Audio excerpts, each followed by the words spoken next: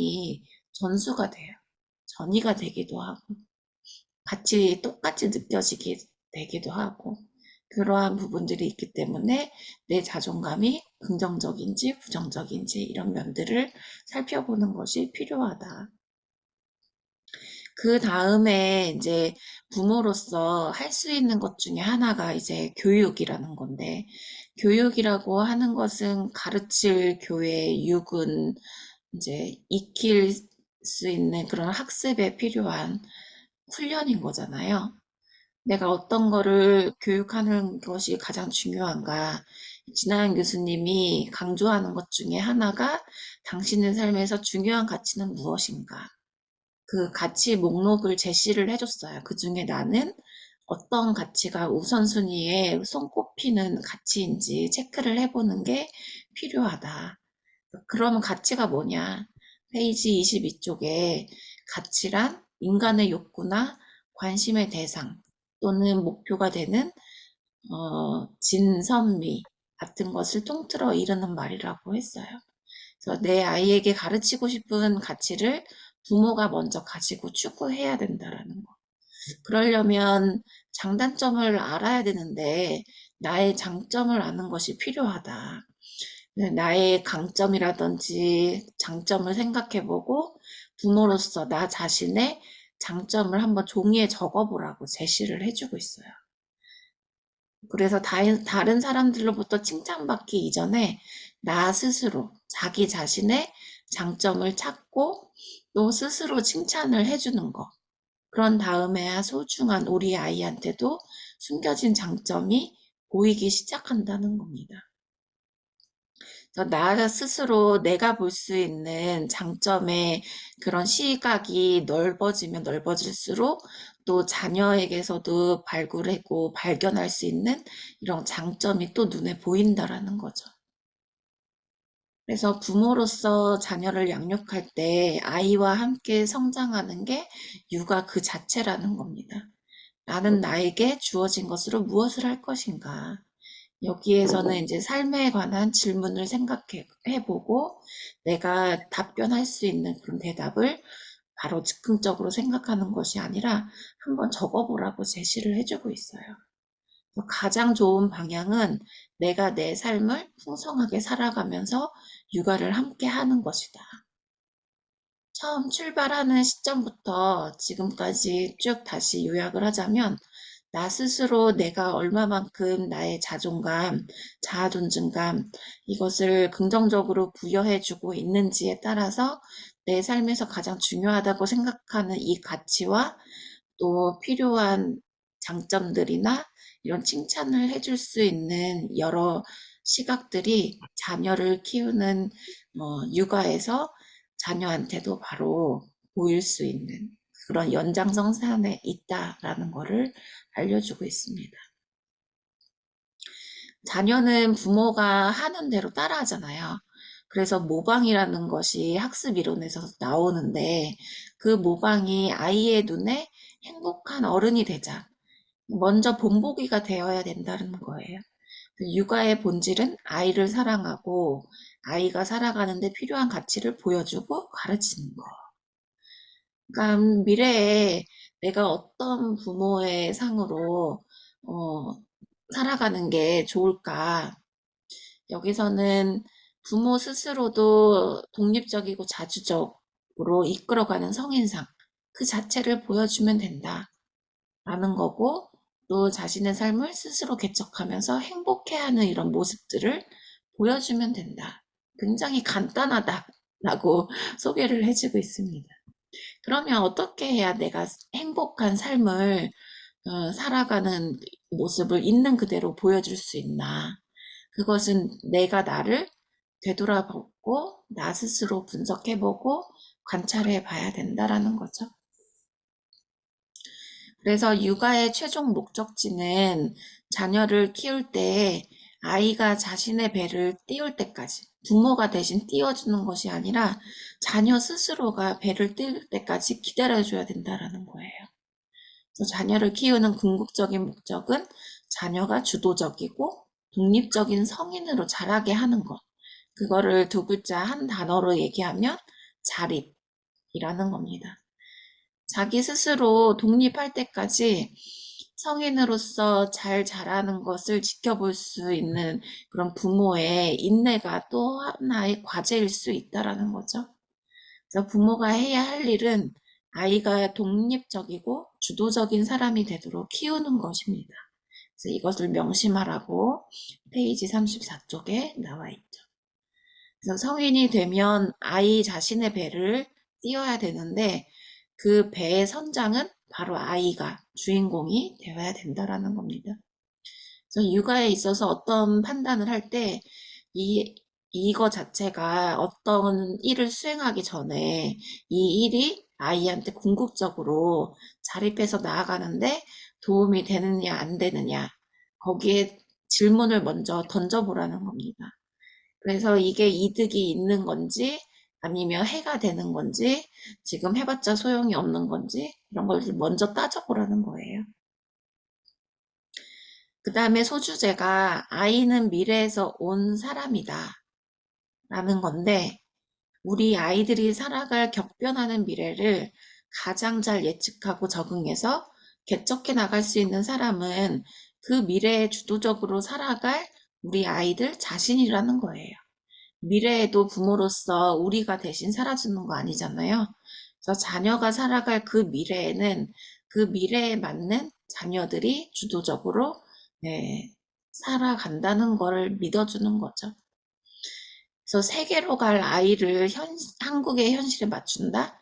그럴 필요가 뭐가 있어요? 세계의 주인공으로 우뚝 서 있는 그 자녀의 고향이 바로 한국이라는 거. 이렇게 또 해석을 할 수 있다라는 거. 그래서 간과하지 말라고 합니다. 진하영 교수가 대학을 원서를 넣었을 때 떨어져서 재수를 할 때 본인은 재수를 한국에서 하지 않고 바로 미국으로 떠났어요. 그런데 언어며 뭐 아는 지인이며 그리고 학비며 여러 가지 아무것도 없는 상태에서 어떤 용기가 있었는지 미국으로 가서 바로 다 언어도 배우고 그런 상황에서 이제 그 자녀도 낳지 못하는 그런 병에 또 걸리게 된 거죠. 본인 스스로도 자신이 ADHD라고 얘기를 해요. 그래서 약도 먹어보고 그런 훈련도 받아보고 그리고 걷지도 못하고 두통 때문에 굉장히 많은 고통의 시간을 보내기도 했다고 해요. 네, 그럴 때마다 절망하지 않고 회복 탄력성이라는 것을 이제 본인이 몸소 경험을 했던 거죠.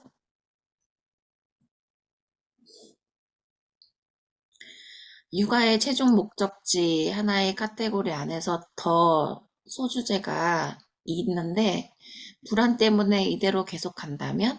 이라는 제목이에요.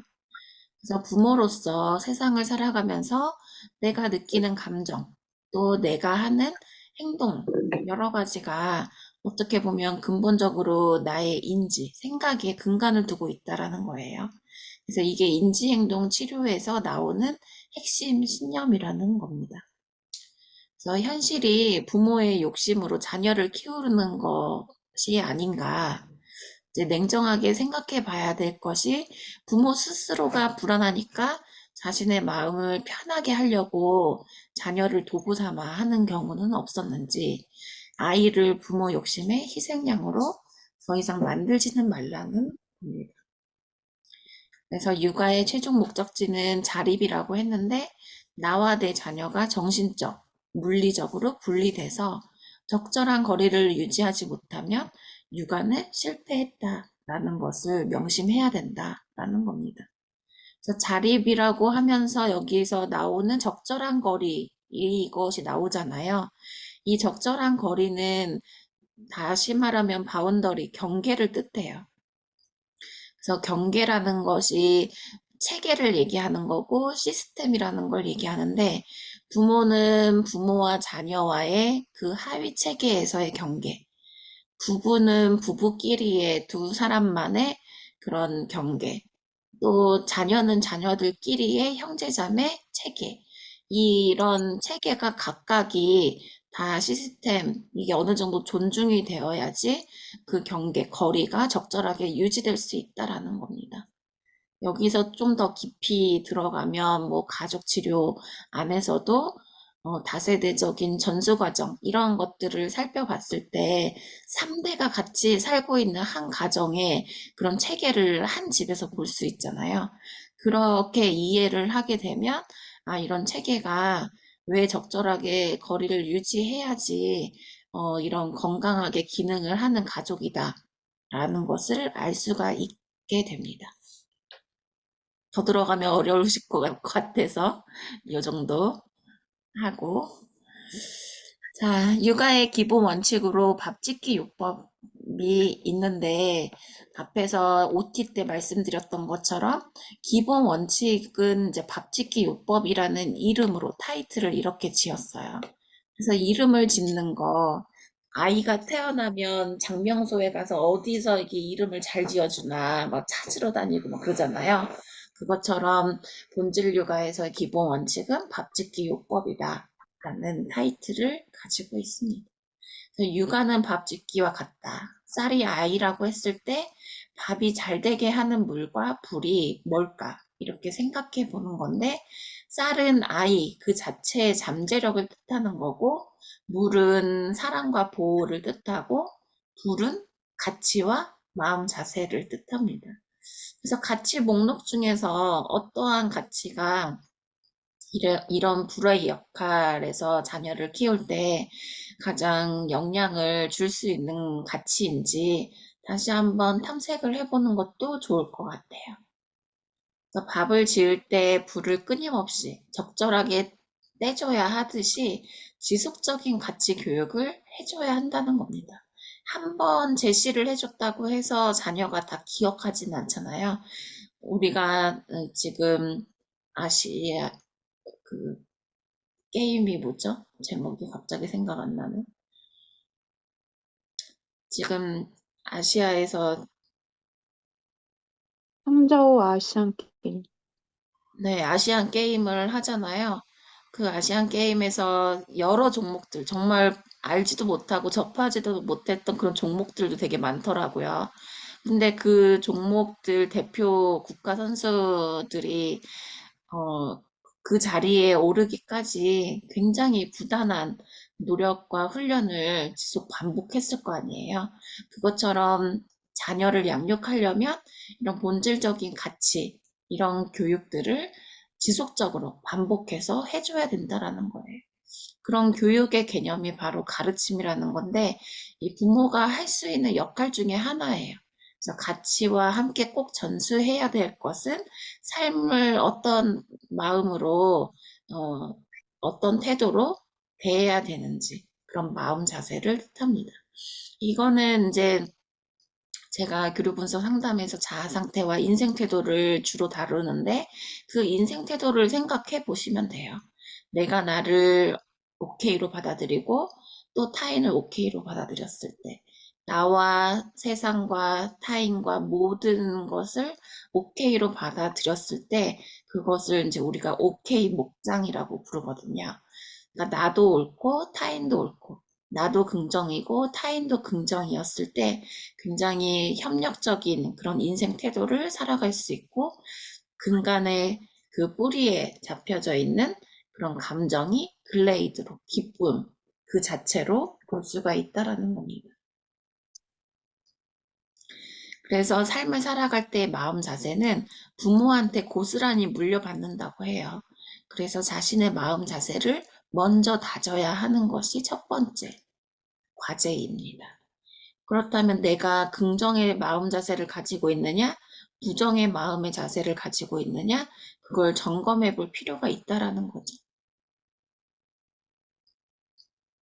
그렇다면 내가 부모로서 육아의 기본 원칙이 밥짓기 요법이라고 했는데 밥을 지으려면 뜸을 들이는 것도 중요하잖아요. 그렇다면 아이의 그런 잠재력을 그 아이만의 그런 재능들을 고유의 맛을 살려주고 있는가 그런 면에서 이 주제가 나와 있어요. 그래서 쌀은 그 자체로 완성되어 그만의 맛을 낸다고 하는데 우리가 밥을 할 때 뜸을 끝까지 인내심을 가지고 들이면서 기다려주잖아요. 근데 자녀의 재능을 살리기 위해서 자녀한테 얼마만큼 뜸 들이듯이 기다려주고 잘할 수 있게 자립하고 독립할 수 있도록 그걸 지켜보는 것.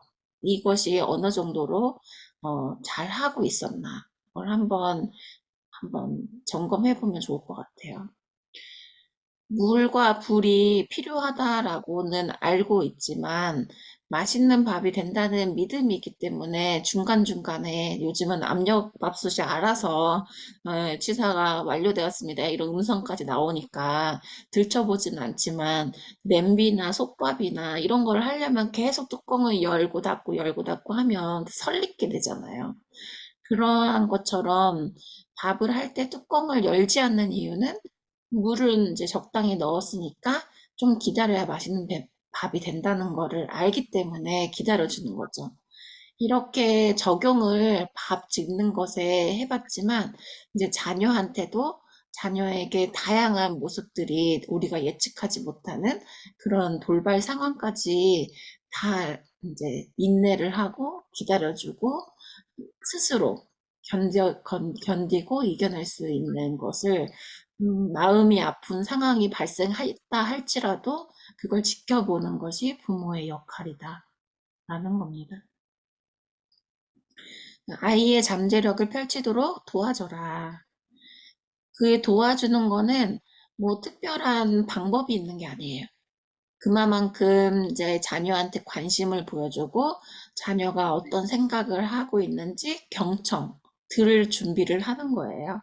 그래서 어릴 때 자기 것을 꺼내고 존중받았던 사람은 잠재력을 계속 꺼낼 줄 알고 그 관심을 확장을 할 수도 있어요. 그리고 다른 일을 하는 데 있어서 지장을 주는 약점은 보완을 해주고 잘하는 건 더 잘할 수 있게 도와주는 것이 부모의 역할이다. 그래서 부모라면 아이의 흥미와 관심을 적어봐라, 관찰해봐라. 관심에서 얼마나 그 학습과 성장을 확장할 수 있는 여지가 얼마만큼 큰지를 관찰해 보라는 거예요.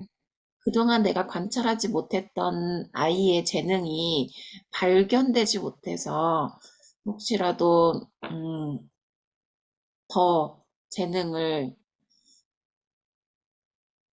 마음껏 펼칠 수 있는 그런 기회가 없었는지, 조금 더 기회가 됐다라고 하면 좋았을 법한 그런 재능은 없었는지, 이런 것도 한번 되돌아보면 좋을 것 같아요. 그동안은 이제 전체적으로 밥에 대해서 밥 짓기 요법을 들어갔는데, 그 다음은 쌀, 물, 불, 이렇게 또 구분이 되어 있어요. 쌀이라는 것은 내 아이의 재능을 찾는 것, 그 잠재력인 거잖아요. 그래서 여기에서 다중 이거 제가 링크 한번 지난번에 드렸었죠.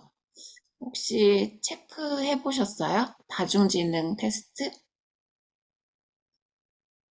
지효성쌤은 성찰에 그런 재능이 있다라는 거 예전에 한번 했었던 것 같은데 기억나시나요?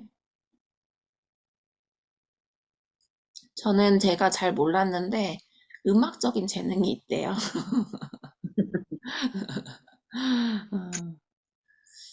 음, 박자 감각인지 리듬 감각인지 어쩐지 예, 있다고 하니까 아 그렇구나 하는 거죠. 재능을 좀 살려봐야겠어요. 내가 알지 못했던 그런 재능들이 이런 테스트를 통해서 또 발견할 수 있는 기회가 되는 거기도 하겠죠. 그러니까 자녀들한테도 객관적으로 분석해 볼 수 있는 이런 도구들을 활용해 보면 좋을 것 같아요. 다중지능 테스트는 안 해보셨으면 링크를 한번 더 드릴 테니까 한번 해보시고 이제 소주제의 제목 중에 하나가 물고기에게 나무를 타라고 하는 부모들. 물고기가 물에 살아야지 어떻게 나무를 타요? 그러니까 아이는 저마다 자신만의 장점과 단점, 이런 성향을 타고난다. 부모가 해야 하는 일은 아이가 자신 안에 있는 잠재력을 최대한 끌어내도록 돕는 것이 필요하다.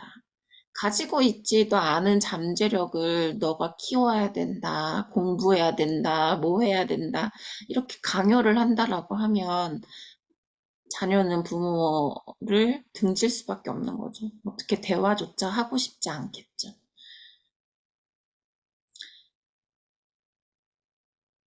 그래서 많은 것을 경험하게 해주는 것이 필요하다. 아이에게 흥미거리를 찾아주고 다양한 경험을 하게 해주는 것. 또 어디에서 아이가 시간을 보낼 것인지 아이의 취향을 존중해서 결정하라는 것. 오늘은 여기 여기 여기 갈 거니까 그런 줄 알아. 따라와. 이게 아니라 자녀가 뭐뭐뭐뭐 하고 싶은지 탐색할 수 있는 그런 것을 1안, 2안, 3안 이걸 선택할 수 있게 제시를 해줄 필요는 있다라는 거죠.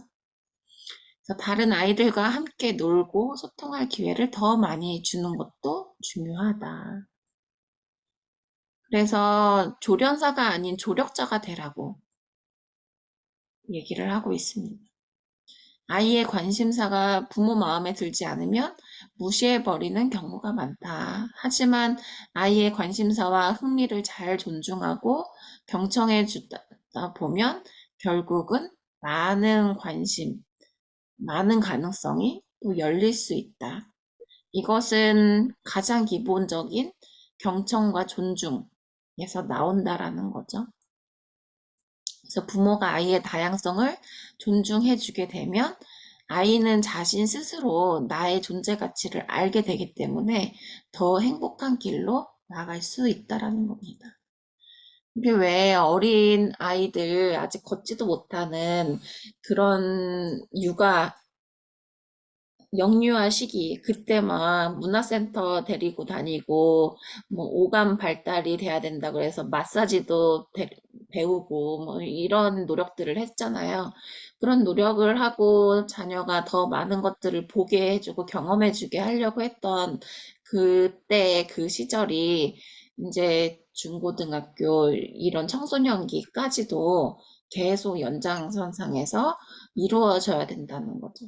그래서 부모는 자녀가 혼란스럽게 하면 안 돼요. 그렇게 하지 않기 위해서 일관성을 가져야 된다라는 겁니다. 그래서 부모의 가치가 흔들리지 않으면 일관되게 갈 수밖에 없어요. 그런데 부모의 가치가 잘 확립되지 않았다라고 하면 본인 스스로도 주관, 주대 이렇게 표현하기도 하는데 그게 적절하게 확립돼 있지 않다 보니까 자녀도 그때그때 따라서 상황에 따라서 기분에 따라서 다 계속 달라지게 되면 자녀는 혼란스러울 수밖에 없는 거죠. 금방 쌀을 이제 얘기했는데 이번에는 물입니다. 물은 앞에서 얘기한 것처럼 사랑과 보호라고 했어요. 그럼 조건 없는 사랑과 절대적인 존재 가치의 메시지, 이것은 또 뭐냐? 이게 바로 지난 시간에 과제로 내드렸던 스트로크입니다. 이 스트로크는 존재 자체만으로도 태어나줘서 고마워. 엄마의 딸로 태어나서 고마워. 엄마의 아들로 와줘서 고마워. 이러한 것들을 부모는 조건 없는 사랑을 표현해야 돼야 된다. 그래서 절대적인 이런 존재 가치를 가지고 있다라는 거를 말해줘야 돼요. 절대적 존재 가치의 반대말은 상대적인 존재 가치인데 이거는 다시 말하면 남과 비교하는 존재 가치다. 그래서 사람은 태어나는 순간부터 존중받아야 되는 이런 절대적인 존재 가치가 있는데 그런 존재 가치마저 부모가 자녀를 알아주지 않는다라고 하면 그 자녀는 어떻게 성장을 하겠어요. 그래서 무조건적인 존재에 대해서 긍정적으로 계속 사랑을 표현해 줘야 될 필요가 있다. 그래서 부모로서 자녀에게 인간의 절대적인 존재 가치를 가르치는 것이 필수다. 라고 76페이지에 강조를 하고 있습니다. 너무 빠른가요? 아니요. 적당하죠? 물은 이제 아이의 자존감을 키우는 부모의 메시지, 이렇게 사랑과 보호에 대해서 계속 나오고 있는데, 사랑을 표현하는 것 중에 하나가 또 20초 허그 요법이라는 이런 제목을 붙였어요. 사랑과 인정의 메시지. 제가 잘 활용하고 애용하는 것 중에 하나가 바로 사랑의 5가지 언어예요. 사랑에는 5가지 언어가 있다라고 합니다. 그 중에 아시는 분 계시죠? 함께 있는 시간, 인정하는 말, 선물, 봉사, 그 다음에 스킨십. 이렇게 5가지가 있는데, 이 5가지가 부부 사이에서의 사랑의 언어가 1번부터 5번까지 우선순위를 한번 매겨보고, 코드가 맞는지를 살펴보고, 또 자녀가 부모와의 그 사랑이라고 느끼는 것이 사랑의 5가지 언어 중에 어떤 걸 가장 우선시 하고 있는지, 자녀는 부모가 인정해주고 함께 있어주는 걸 원하지만 부모는 자녀를 계속 쓰다듬고 스킨십만 하고 막 이러면 자녀는 이제 성가신다고 자리를 피할 수도 있는 거죠. 그러니까 사랑의 그런 코드, 언어 자체가 얼마만큼 일치되고 있는지 그 하나의 가족의 문화도 알 수 있는 거죠. 그래서 사랑과 인정의 메시지는 20초 허그 요법 이런 것들도 활용을 하면 좋아요. 머리를 쓰다듬거나 어깨나 등을 톡톡 두드려주는 것으로 대신할 수 있고 20초 동안 밀착 포옹을 유지하면서 몸을 편안히 하고 2가지 메시지를 같이 전달을 해줘야 된다라고 해요. 첫 번째는 사랑한다. 2번째는 인정의 메시지를 같이 전달을 해주는 거예요. 인정이라고 하는 것이 금방 스트로크라고 말씀을 드렸는데 이 책에서는 감정적인 것이든 육체적인 것이든 내가 그 자리에서 나름 수고하고 있다는 것을 알고 있다라는 메시지를 담아서 해줘야 된다라는 겁니다. 정말 수고하고 돌아온 자녀에게 학교 잘 갔다 온 거, 그 자체만으로도 인정을 해준다라고 하면 어떻게 인정해 줄 수 있을까요? 매일 가는 학교일지 몰라도 오늘도 학교에 잘 다녀온 것만으로도 수고했다, 대견하다, 잘하고 왔다. 중간중간에 땡땡이 치고 학교에서 집으로 올 수도 있는 건데 그런 거 충동적으로 하지 않고 끝까지 견디고 끝나는 시간에 맞춰서 하교했다는 거, 그냥 그런 규칙 하나하나 지켰던 거, 그런 것들을 구체적으로 얘기해 주면서 인정해 주는 거. 그런 메시지를 자녀가 들었다라고 하면, 뭐 별것도 아니고 다 하는 건데 왜 그걸 뭐 인정을 해? 칭찬을 해? 또 이렇게 받아들일 수도 있단 말이에요.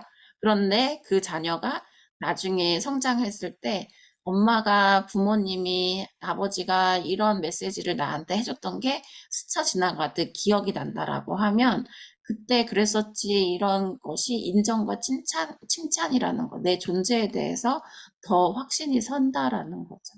그래서 별거 아니니까 하지 말아야지, 이게 아니라 별거니까 할 수밖에 없는 거예요. 계속 반복해서 칭찬과 인정을 해줄 필요가 있다라는 거죠.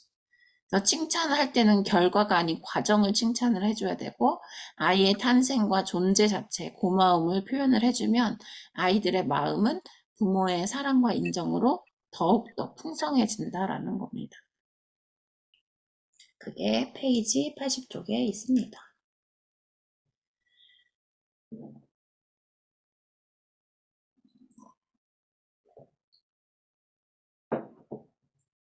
그리고 이제 자녀와 어떻게 해야 이제 재밌게 놀 수 있나. 놀아주는 게 어떻게 보면 뭘 하면서 놀아줘야 될지 모르겠어요. 어려워요. 힘들어요. 이렇게 절레절레 하는 분들도 계시지만 이 책에서 소개해 주는 거는 맞장구 요법이라고 되어 있어요. 그 방법이 3가지인데 반사, 따라하기, 묘사하기. 이게 페이지 82쪽에 있습니다. 반사하는 건 똑같이 그대로 얘기한 것을 그랬구나 받아들이는 거, 따라하는 거, 묘사하는 거, 더 구체적으로 얘기하는 거. 이러한 모든 것이 이 맞장구 요법 안에 다 들어가는 건데, 맞장구 요법은 진짜 영혼 없이 그냥 한 공간에 같이 있다라는 그런 느낌만 주게 하는 게 아니라 자연스럽게 공감을 해주는 거죠. 이거는 이렇게 하면 안 돼. 지금 그 얘기 해서 되겠니? 뭐 등등등 여러 가지, 메시지, 이런 교육적인 거, 가르칠 거, 이러한 것들은 공감을 한 뒤에 해도 늦지 않으니 조급해하지 말자. 부모의 다른 의견이나 가르침은 공감한 후에 나중에 잘 전달을 해주면 되기 때문에 공감할 때는 공감해주고 맞장구 칠 땐 맞장구 치라는 거죠. 그래서 훈육하기도 전에 내 말을 들었고 내 상황과 내 감정을 알겠다 뜻에서 공감을 해줘야지. 여기에 빈정대거나 자녀가 하는 얘기가 귀찮으니까 그냥 곁으로 흘려듣거나 그렇게 하면 자녀가 부모가 내 말을 잘 듣지 않는 거다라는 거를 바로 알아채죠. 귀신같이 알아채죠. 그래서 자녀와 같이 한 공간에 있을 때 자녀가 원하는 것이 뭔지 그 니즈를 파악하라고 하잖아요. 정말 하고 싶은 그 욕구가 뭔지 그 욕구부터 해결을 해줘야 나중에 말이 안 나와요. 그래서 첫마디 맞장구 요법으로 충분히 경청하고 공감하는 연습을 하다 보면 언쟁과 갈등의 빈도는 현저히 줄어들 수 있다라는 겁니다. 또 제목을 잘 지어준 것 중에 하나가 호두까기 요법이에요. 그 OT 할 때도 호두까기 요법에 대해서 잠깐 소개를 해드렸지만 이 책에서 나와 있는 걸 요약하자면 단점을 당당하게 까버리면 더 이상의 단점이 될 수가 없다라는 거예요. 단점을 오히려 당당하게 드러내는 것이 역발상법이고 껍데기 속에 나는 참 괜찮은 사람이야 라고 스스로 당당하게 이런 자세로 까는 거. 그러면은 다른 사람도 쟤 뭔데 저렇게 당당해? 뭐 잘하는 게 있다고 그렇게 당당해? 이렇게 볼 수는 있지만 험담은 못하죠. 그래서 이제 자신에 대해서 부족하다고 생각하는 게 절대적인 부족함이 아니라는 거를 본인 스스로 지각을 해야 된다라는 거예요. 그래서 허두까기 요법도 자존감이 높아야 할 수 있다라는 거예요. 나의 약점과 단점을 다 포함해서 나는 가치 있는 사람이다. 라는 그런 확신이 있을 때 호두까기 요법이 통한다는 거죠. 그래서 자기 확언이나 자기 주문, 셀프 토크를 계속 하라는 거예요. I'm okay. 나는 긍정적이다. I can do it. 나는 모든 것 다 할 수 있다. 이렇게 긍정의 언어, 자기 확언을 하는 거. 이러한 것이 있을 때 호두까기 요법도 할 수 있다라는 겁니다. 인지행동 치료에서 나온 거 앞에서도 몇 번 이렇게 강조해서 말씀드렸는데 나의 핵심 신념이 지금 살고 있는 나의 현실을 바꾼다는 사실. 그래서 긍정의 시선으로 나와 상대와 타인, 세상을 바라보는 게 굉장히 중요하다. 왜냐하면 생각에 따라서 감정이 달라지고 감정에 따라서 행동이 달라지기 때문에 인지행동 치료를 적용하다 보면 결국에는 에, 감정도 바뀌게 되고 행동도 바뀌게 된다라는 겁니다. 여기까지가 이제 밥을 짓듯 아이를 키워라 파트 1입니다.